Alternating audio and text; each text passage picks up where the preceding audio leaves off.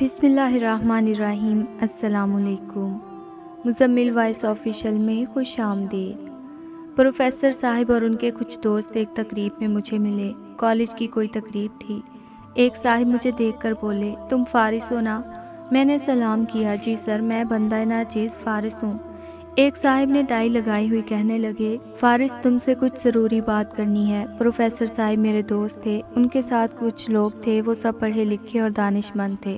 میں ناچیز ان کے ساتھ ایک ٹیبل پر بیٹھ گیا۔ پروفیسر صاحب کہنے لگے، فارس بہت شرمندہ کیا تم نے مجھے یار۔ میں حیرانگی میں بولا، سر ایسا کیا ہوا، ایسا کیا گناہ ہو گیا مجھ سے؟ ایک صاحب بولے، دیکھ فارس کیوں جہالت پھیلا رہا ہے۔ ان کا لہجہ طنزیہ سا تھا۔ میں ان صاحب کی طرف دیکھ کر بولا، سر کیا غلطی ہو گئی مجھ سے؟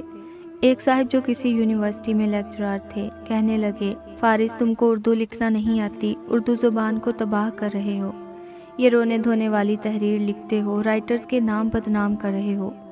میں سر جھکائے بولا، ہاں سر میں جاہل ہوں، مجھے اردو لکھنا نہیں آتی، مجھے غم لکھنا آتے ہیں، میں آپ لوگوں کی طرح پڑھا لکھا نہیں ہوں، مجھے آپ لوگوں کی طرح انگلش اردو پر عبور حاصل نہیں۔ محترم سر، میں آپ لوگوں کی نسبت بہت کم پڑھا لکھا ہوں، لیکن سر مجھ جاہل کی بات آپ لوگوں کے دلوں میں کیوں نہیں اتری؟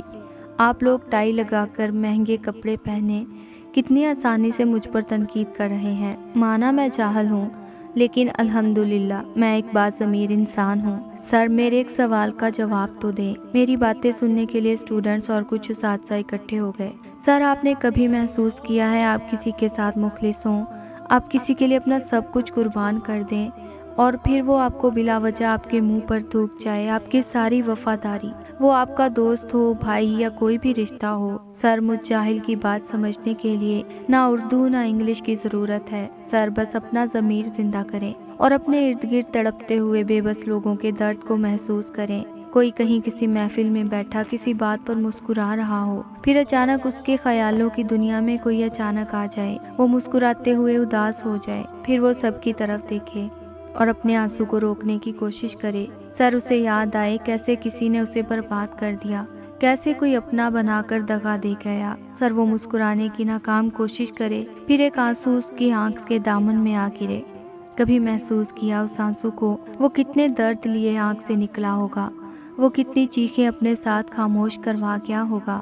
سر اس آنسو کو اردو یا انگلش کی ضرورت نہیں ہے، بس کوئی فارس سا جاہل اس اداس چہرے کے کندھے پر ہاتھ رکھے، اس کا ہمدرد بن جائے تو شاید کسی پڑھے لکھے سے وہ جاہل اچھا ہو۔ کیا کبھی محسوس کیا ہے کوئی لڑکی جو بہت سے خواب لے کر بیاہی جائے اور پھر کچھ دن مہینے سال گزرنے کے بعد اسے بے دردی میں چھوڑ دیا جائے، یا اس کا ہم سفر مر جائے، پھر وہ گلی گلی ہر کوچے میں اپنی بے بسی کا ڈنکا بجائے، تو سر اس کے دل میں اتر کر کبھی محسوس کرنا وہ کتنی بیزار ہوگی زندگی سے۔ سر سوچیں ذرا، اس کے چھوٹے چھوٹے بچے ہوں، شوہر طلاق دے دے یا مر جائے، کوئی سہارا باقی نہ ہو، تو سر اسے رزق کی خاطر ہر حد پار کرنی پڑے، تو پھر کوئی فارس سا جاہل اسے بہن بنا کر اس کا درد اپنے دل میں سمیٹ لے، تو شاید کسی پروفیسر سے فارس جیسا جاہل انسان بہتر ہوگا۔